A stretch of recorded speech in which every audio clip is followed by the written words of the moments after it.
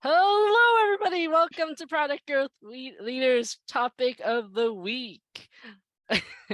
Okay, Well done, May. I All stumbled right. over a little bit. That was great. Maybe we should all try that, but let's not say we did. So great. Grant's not with us this week. May has done our little intro, and this week's topic of the week is how do you see product management changing in 2023? We've got a wonderful panel here today of Eva and Nat and Brian and May and myself. I'm Steve Johnson, and we're going to talk about what we see the trends are. And some of you, maybe all of you, have contributed this week in the question in oh, I should also say, if you missed it, there was not a poll on Wednesday. So it's not that you missed it, it's that there wasn't one. But the question went into the community on Monday. How do you see product management changing? And I took all your answers and stuck them in this word cloud, and there's the answer. Completely not helpful, I know, but I went to the trouble to do it, so I wanted to share it. Okay. May Wong said, perhaps this is the year we witness the mass corporate migration from outputs to outcomes. I'll go ahead and read a little bit more of what you said. In the world of product management, I speculate that we're going to see a lot of product withdrawals. Uncertainty creates a great deal of opportunity to sell to your corporate executives the need to focus on business and product outcomes. Grant, May, you want to add to that?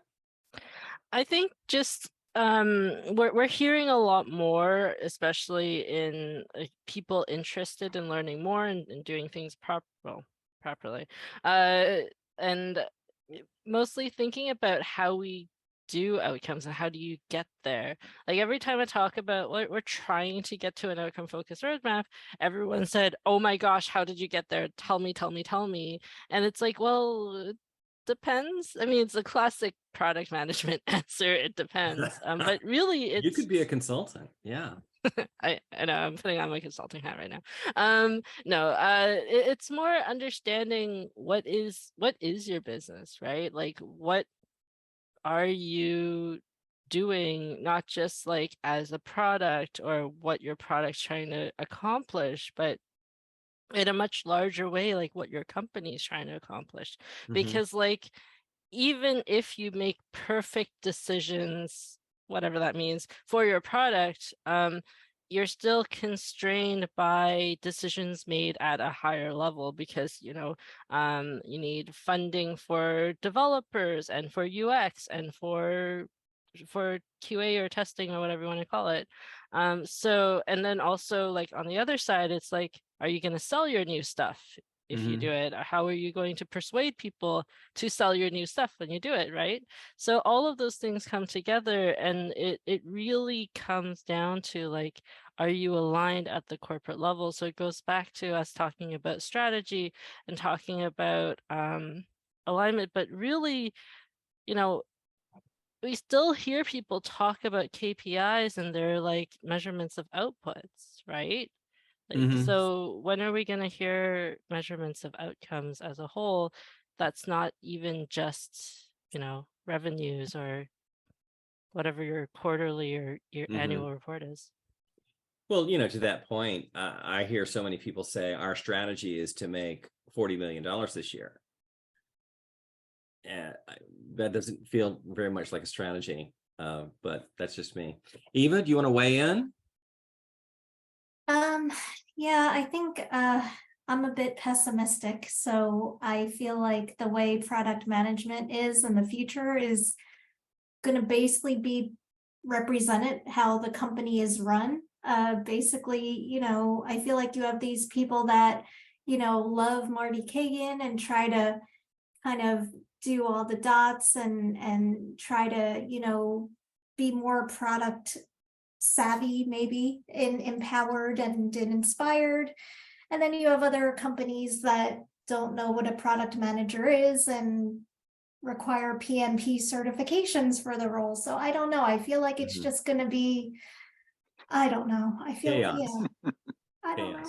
And I'm not as eloquent as May. I'm sorry. Yeah. What about outcomes versus outputs? Do you have a perspective on that? I think again, it's gonna greatly depend on the hippos in the corporation. I've worked for companies where we basically built things for one customer and I never understood it. And then I've worked for other companies that we were more focused on, getting these features out the door and not really focused on long term. So I haven't found that magic wand company yet that is more Okay. focused on the big picture. Gotcha. Well, let's hope that 2023 is the year. Cool. Nat, you want to weigh in on outcomes versus outputs? I think a lot of it is going to come down to how things are measured. Way back in the late 90s when GE was beating the drum about Six Sigma, and everybody who wanted to be favored in the organization was getting black belt trained. It was measure, measure, measure. And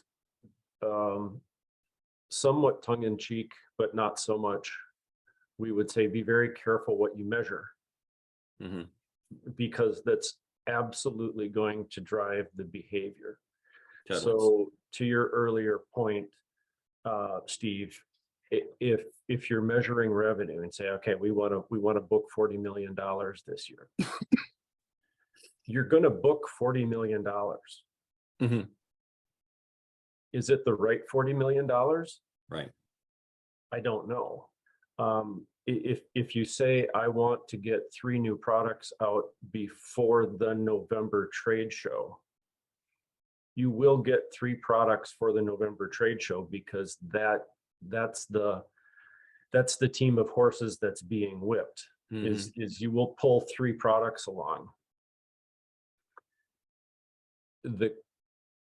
The question then with regard to output versus outcomes, do your customers care about those 3 products? Are you meeting the customer's needs? Will the dogs eat the dog food when it's put down in front of them? So that's my sophomoric perspective on outputs versus outcome, or versus outcomes. Well, as John Doerr put it, it's like, it's not just measure everything, it's measure what matters, and really figuring out what matters is the tricky part. I mean, you're calling out the law of unintended consequences. Exactly. I mean, if you measure effort, you're going to get effort. If you measure impact, hopefully you'll get impact. Yes, indeed. Cool. Brian, you want to weigh in on outputs and outcomes? Sure. I think there's a lot more talk about outcomes. So I think everybody's trying to get there, but I think there's 3 major things that need to change before we get there. First is measure the right things, Second is culture. We're used to, yep, that's what we did. This is the work we're generating. That the culture of not being reporting on, here's the work I've generated, but instead, here's the problem I've solved. Yeah. And the third is we need systems that support it. You're not going to get an outcome measurement out of Jira.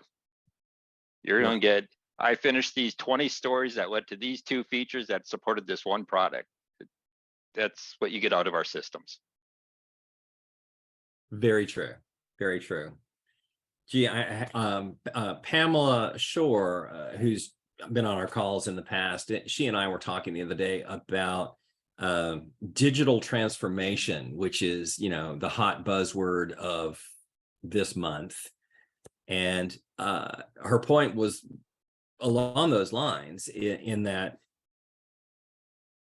it's not the people we're asking to change that are challenged, the product managers, the developers, or the UX people.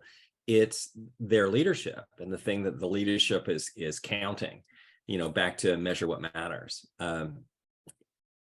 I've gone through so many, I've seen so many companies go through like an agile transformation and then say, hey, it didn't work for us. Agile was flawed.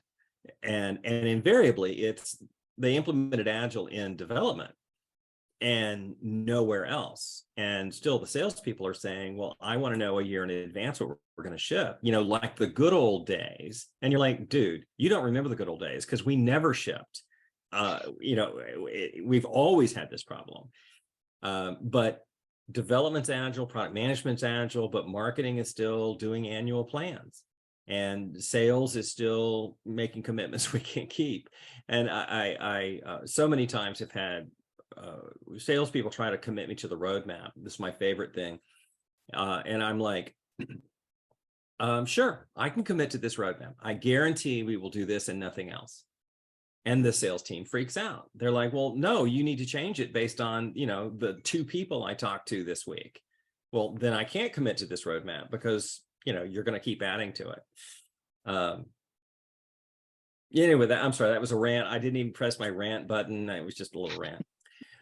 Okay, cool. So next we had Eva's response, and you started getting into this a little bit earlier. The hope in 2023, and I was extrapolating that was a hope.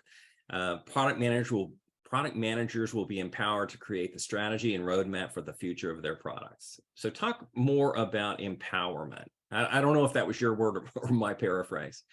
Yeah, I think empowerment is basically what we do in product. We have to be empowered to not know what steps are next. We have to be empowered with ambiguity. I can't speak. English is my first language, but I can't speak today. But be empowered to go into the unknowns and contact teams that you've never contacted before, and kind of be alone in an island. But I feel like a lot of companies I'm still seeing really don't want product managers. They want people that are just order takers, that are going to sit there, and that are going to be told what features to be built next, that are basically just going to be putting in user stories in Jira, doing a lot of copy and pasting from vendor docs. I mean, I just feel like, I again, going back to my pessimistic comment, I feel like some companies are doing it great, but other companies, it's more of a feature factory. So. Indeed. And certainly, that's Marty Kagan's writing in a nutshell. We're so many of us are stuck in feature factories where we say, this is exactly what I want. Please write it down for me and make sure the Jira ticket gets populated correctly. And, that doesn't appeal very much to me. And yet, I guess for me, I am starting to see more companies focusing on outcomes and focusing on problems and relying on their technical people to design solutions. And I have a story I can't really, I will. I can't tell you who it was, but I've been doing some work where the person I'm connected with is very much a feature factory guy. So he'll email me and say, do this thing. And I'm looking at it going, I honestly have no idea what he's asking for. He hasn't explained his problem, and what he's explained makes no sense. It's like, could you delete the internet? Okay, well, I don't really think I can delete the internet. What problem are you trying to solve? And he's like, well, I've got graphics in my browser I'm like, oh, you mean you want to clear your cache? So you're not even using words that make sense to adults. So anyway, so empowerment. Brian, you want to weigh in on empowerment? I think, yes, I'm for it. I think I agree that the role, and when we get my answer, the roles are so confusing that, I just saw one director of product management, and down in the job description, it was create detailed features and stories within the Jira application. It's like, wow. Okay. Wow. So yeah, well, there's a trick there though. I've been saying for years, you go to a smaller company for a bigger title, and then you go from a smaller company to a bigger company for bigger money. And so it could very well be that they're like, we don't have any money, so we're hiring a director to be the product owner. But perhaps, and we'll get to your reply next, perhaps you and I both know that there's still a great deal of confusion, and I think Eva pointed out as well, job description saying you need to be PMP, why does being certified in project management helpful for a product manager? Right. May, what do you think on empowering? Obviously you're for it. Yes, I'm for it. I think it's important. Like I'm a product ops manager, so I think a lot about what can we do to give the product managers the most autonomy and space for creativity. Mhm. Meanwhile staying aligned and making sure like we're building towards the same thing, right? Mhm. So anything that I do introduce, I try to keep it to a lot more of a guideline. Think about, is this necessary? Because like I don't want to tell them this is exactly how we do products, right? Because a lot of the times, like I've been assessing tools over the past year or so, and a lot of them say, oh, and we support all of these frameworks for prioritizing quantitatively. And I'm like, Mhm. that's great. I'm never going to implement anything like that because, like, yes, there are numbers you can assign to things, but at the end of the day, there is always that gut feel, that unquantifiable part of like why something's a priority. True. So I think there is a lot of those pieces, but I don't know if that is so much a trend as much as like we want happy PMs. Mhm. Yeah. So if they feel like they have true ownership of what they're doing, I mean, there's going to be PMs who would prefer to be in a feature factory because it's easier, right? Like Mhm. this is hard work to Mhm. be creative and to talk to people and like deeply understand a concept. If you get that handed to you and your responsibility is to measure what you ship, then sure, right? Like Mhm. why is that bad if you get paid the same? Mhm. So I think it's worth thinking about. What kind of team do you want to work in? Who do you want to work with? Right. It's interesting you say that because I used to I worked with two different developers, and one of them said, you know what? I'm so frustrated here.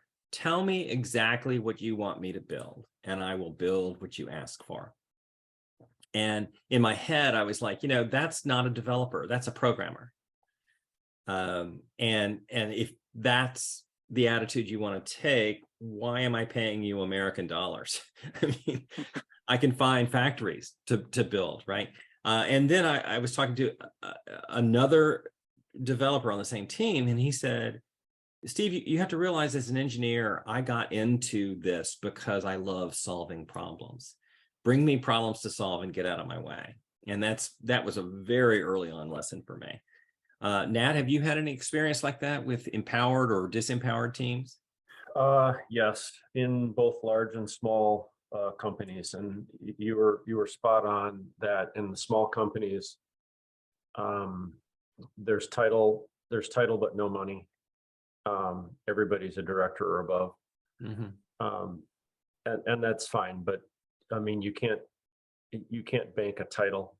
And in the smaller companies, it makes absolute sense that the limited number of people that you have available to you have to do a very broad range of roles. You're wearing many hats, Mm-hmm. and quite often those, I'll call them responsibilities with a small r, those responsibilities conflict with one another. Um, uh, in the context of my job search right now, looking at product manager roles, I see conflict in the scope of those roles. Mm-hmm. Some of them talk about you're responsible for all the features and so forth, Mm-hmm. and the sales and the P&L and all of the financial and strategic execution of the product. I've also seen examples where, fortunately, existing employee of the candidate company was talking me through the product manager role.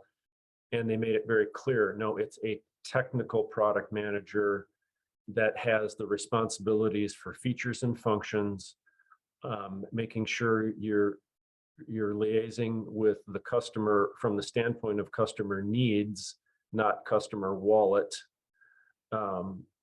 And you're taking those features and functions through the product development process.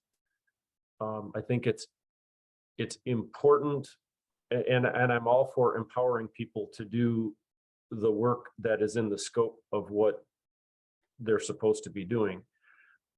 It gets challenging when some of the scope of the responsibility, the scope of the role, conflicts or is so tangent to some of the primary responsibilities that you can't do a good job at any element of it, because if you're worried about translating customer interviews into user stories to get your user needs to drive your design inputs, which gets you your requirements,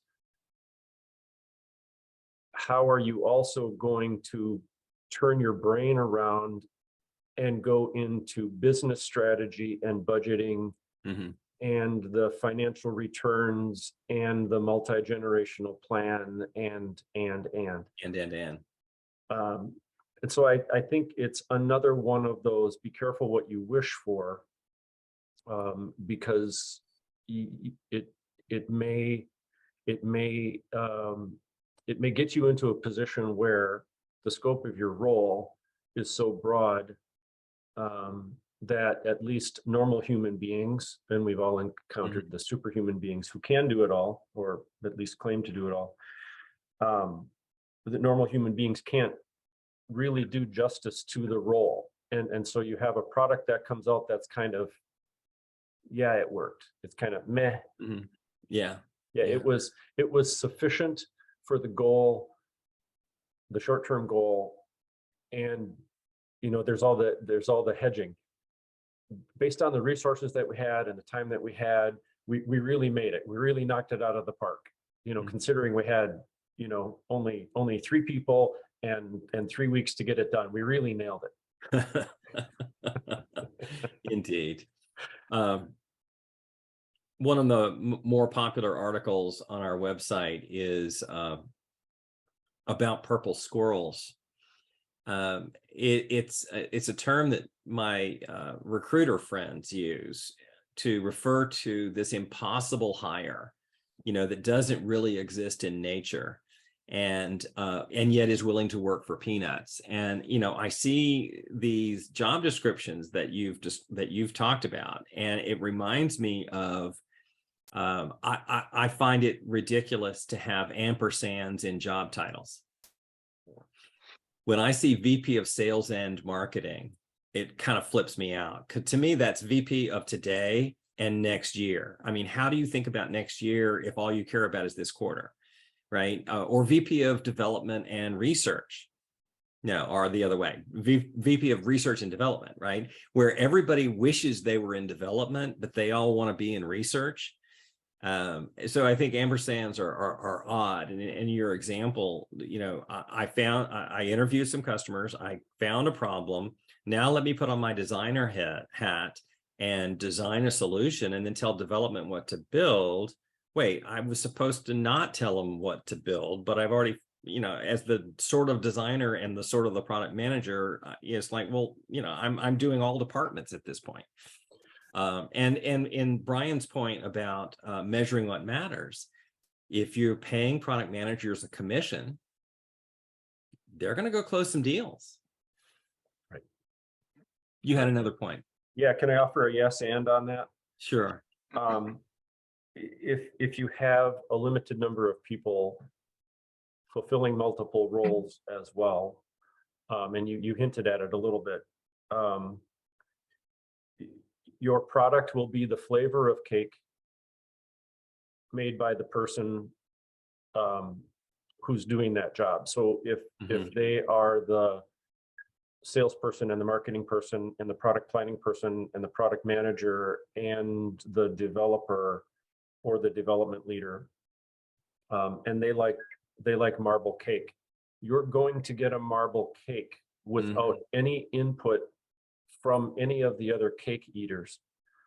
And so I think in addition to the risks of compromising your execution on your product, you're also compromising the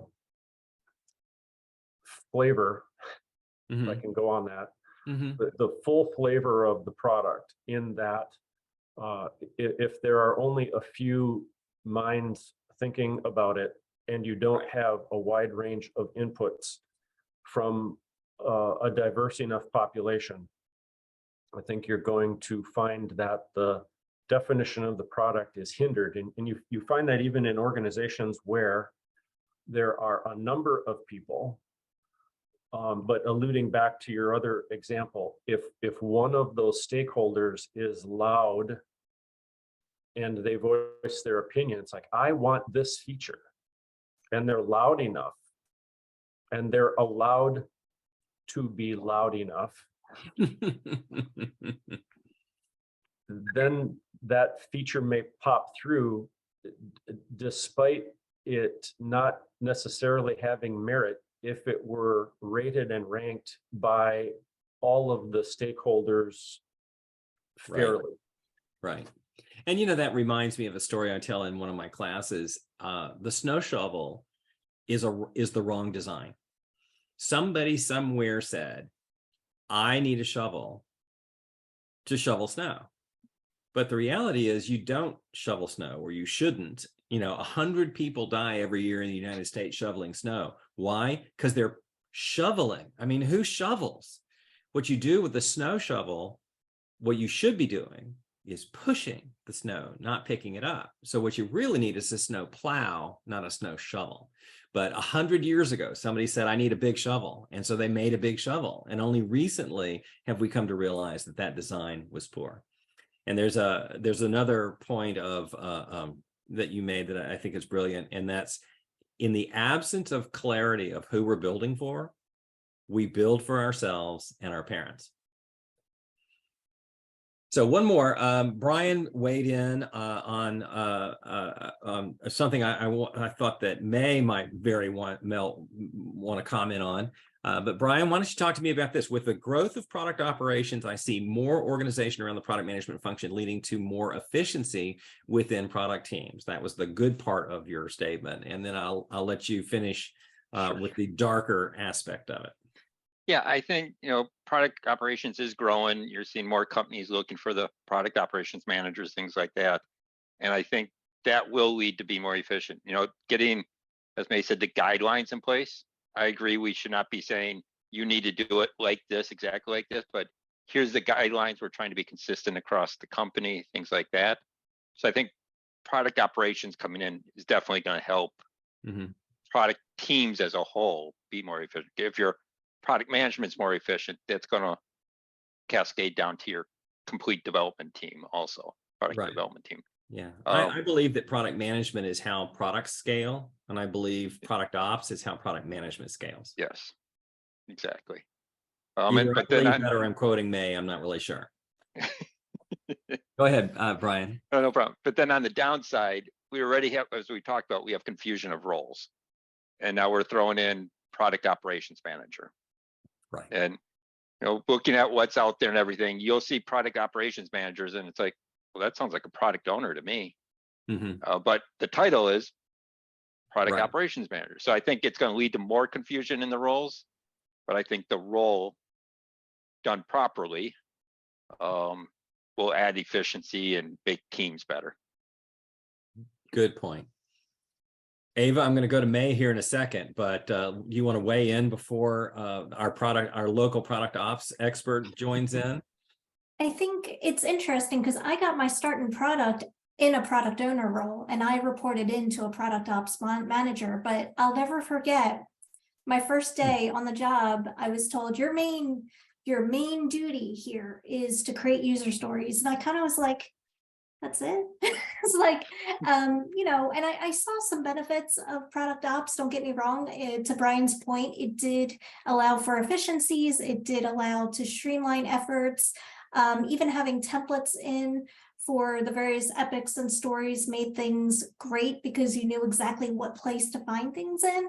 But again, I think at the end of the day, it's me personally, I looked for more than just writing user stories every day. So I think it just needs to expand a bit as to what exactly the product ops department will be capable of, what is in their wheelbase, and you know how that's going to help, I guess, feed into the ways for improvements in the future.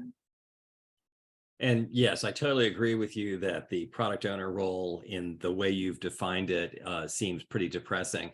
And what one real rant here before May jumps in. I was at an Agile conference years ago, and somebody asked one of the visionaries of Agile, when is product management going to do the rest of product management if they're supposed to be with developers 24/7 reading aloud from Jira?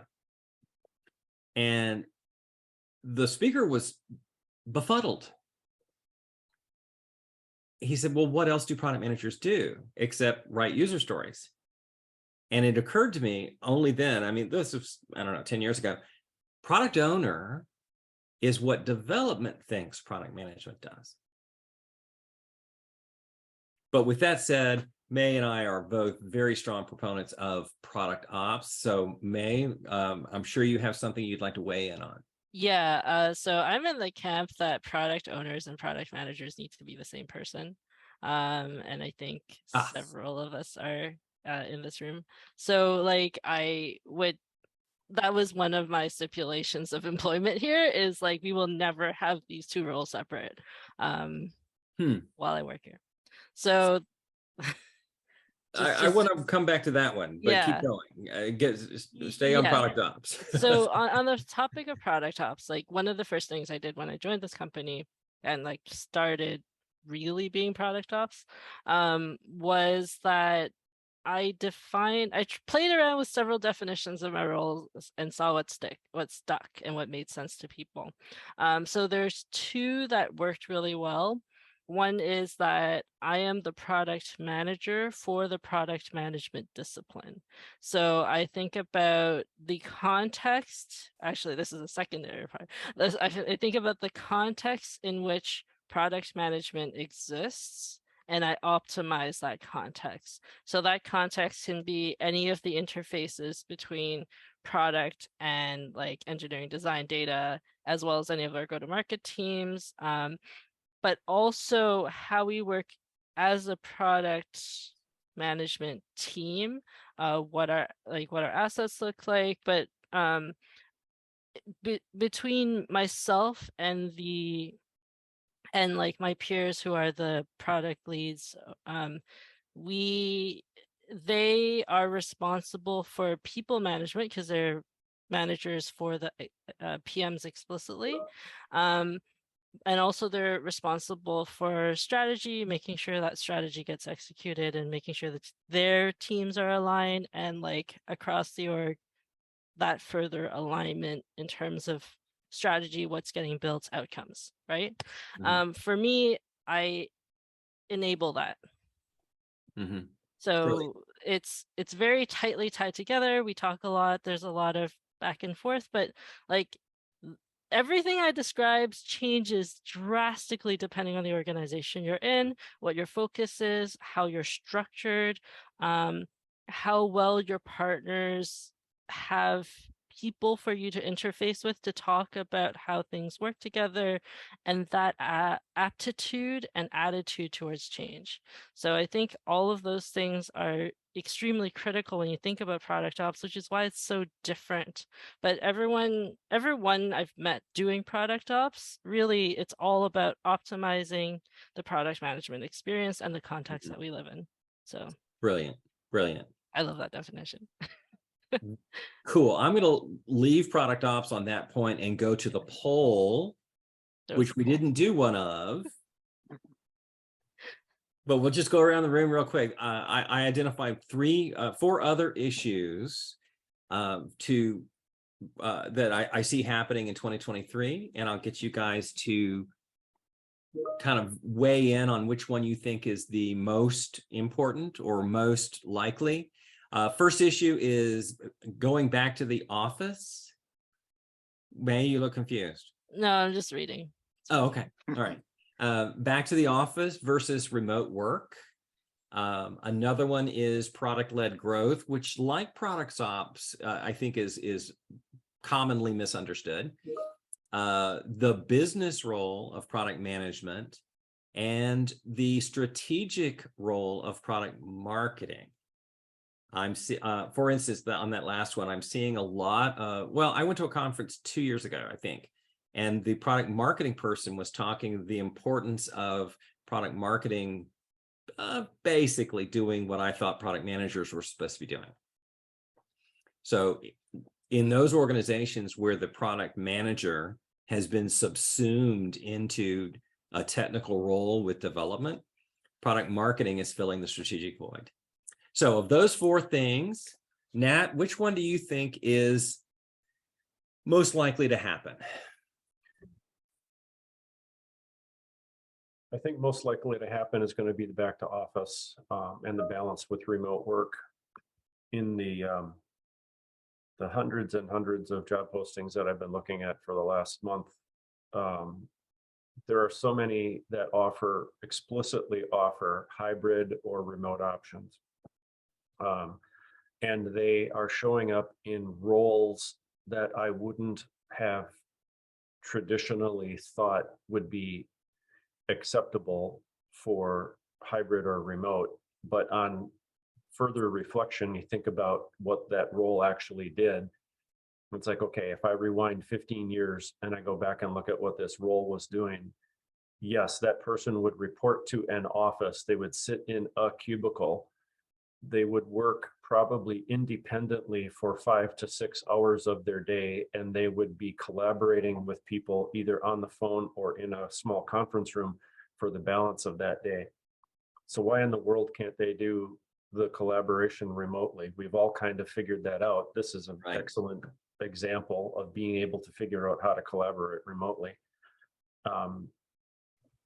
And there are buildings with complete floors empty in office complexes right now. Mm-hmm.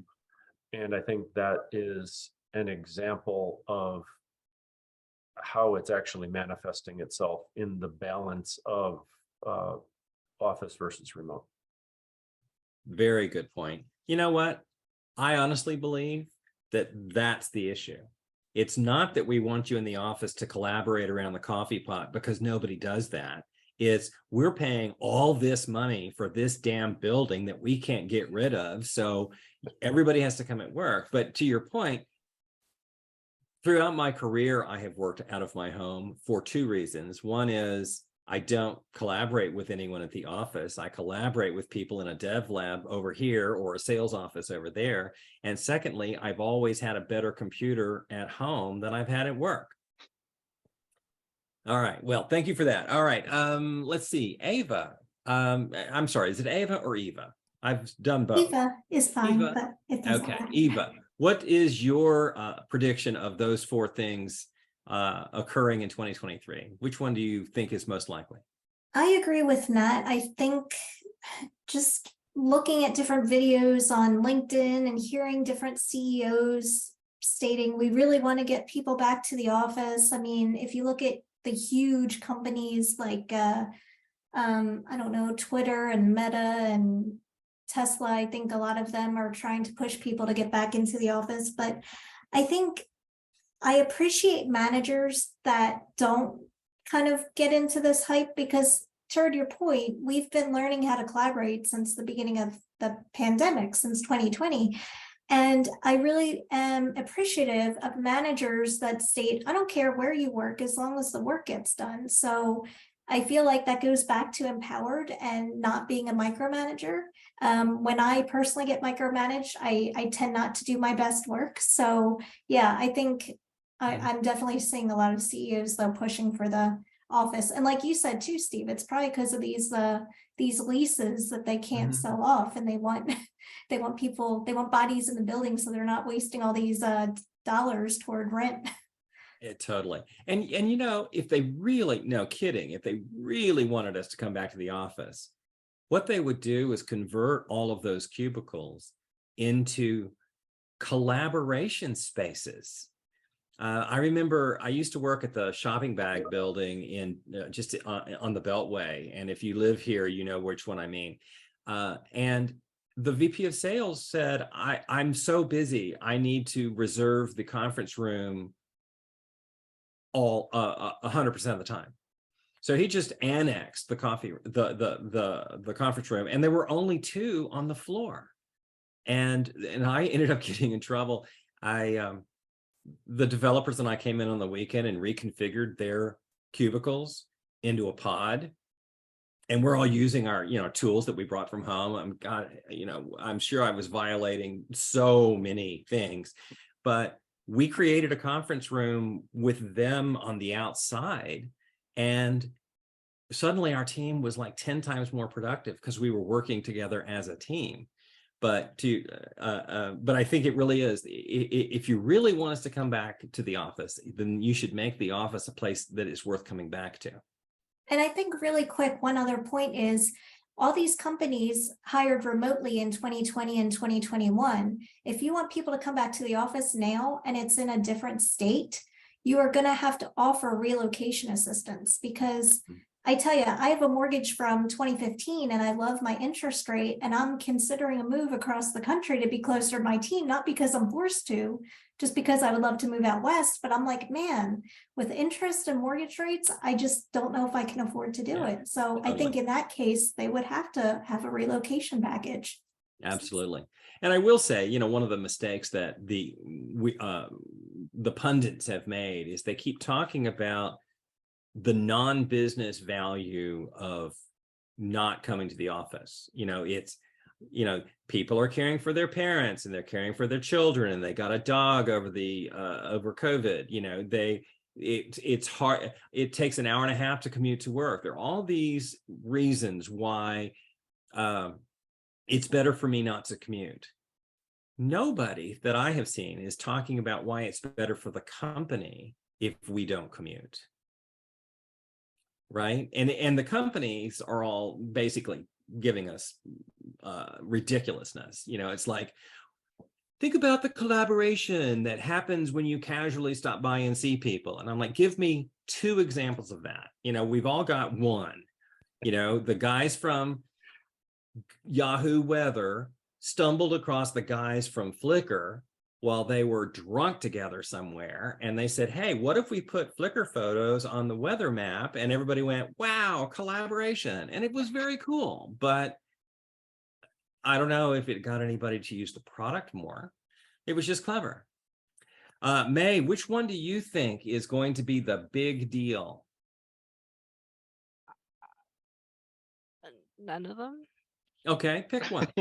No, I don't think any of them are like actually really big deals, because like this isn't a 2023 issue. This is like a thing that's been ongoing since, the dawn of time for all of it, right?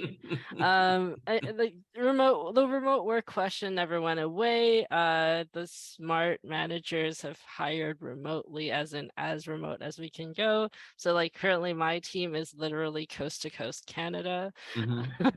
So, and also some parts of the US. And then like product-led growth, people have been talking about that forever. Like, but what is it? Right. It just like I saw that one just a couple of days ago. I got a newsletter that said, this is the year for product-led growth. And I went, oh, okay. Well, now we know it's the product-led growth year. But like I went to an entire conference where they just kept saying product-led growth is the next best thing. But like all it means is your product is good enough to sell itself, right? Like that, from what I understand, that's what it means. Yeah. And so yeah, exactly. That was the Pendo conference. Right.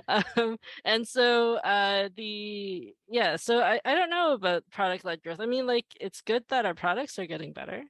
Yeah. Yeah. Well, Cool, I've great. always thought that product-led growth means we're looking yet again for a way to get rid of salespeople. So if we could get the product to sell itself, then we won't have all those annoying salespeople. I'm not saying that. I'm just saying anyway. Brian, have you had a chance to weigh in? I have not. I'm kind of with May. The back to office remote, it's happened. We spent 2 years remote. Some companies want us to go back, but the value's not there. At least I don't see the value there. With so many teams being global now, we're East Coast, West Coast, and India. It doesn't really matter if I'm on the phone in the office. Right. As you can hear, my audio is pretty good on this one here. So it just doesn't matter. It is interesting that they didn't ask us about remote work when they outsourced to India. Right. Exactly. Interesting point. Product-led growth. Yeah, I hope my product sells itself, but the business role, yeah, isn't that part of product management? Well, that's what Yeah. we in this conversation want it to be. The purple squirrel people want to say you're the VP of JIRA. Right, exactly. So I think that's again the role confusion. Yeah. And I don't see how we're going to define all the roles where everybody understands, but I think that. And then strategic product marketing, I sure hope that doesn't happen. So you think that the big issue of 2023 is role definition? Yes. Or continued role confusion. All right. Continued role confusion. I do not see us solving that in 2023. So we're going to do a lightning round. Give me 3 to 10 words on how can product managers or product management best prepare for the upcoming 2023. Let's start with Nat. Properly scope your role. Scope your role. Well done. And I went to you first, by the way, because you were already nodding and everyone else looked kind of like deer in the headlights. So I really appreciate that, Nat. Eva. Figure out what your product initiatives are early on. Nice one. Good job.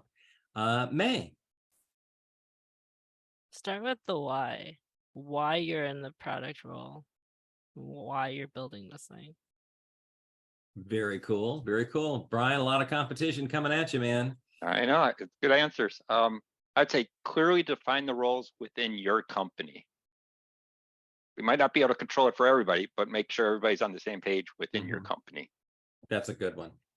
I've quoted this book a number of times, and I need to go back and reread it and see if he actually does say what I'm getting ready to say.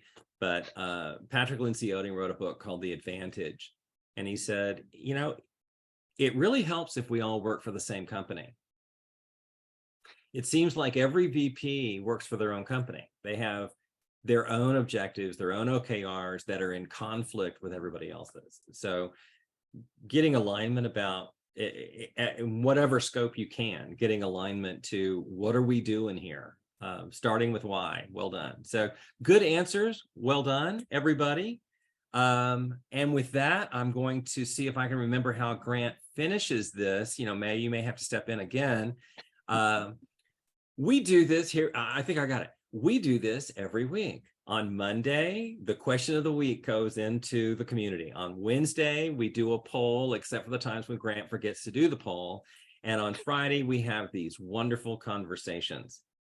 So I would thank you all for being here, and I will see you in the community.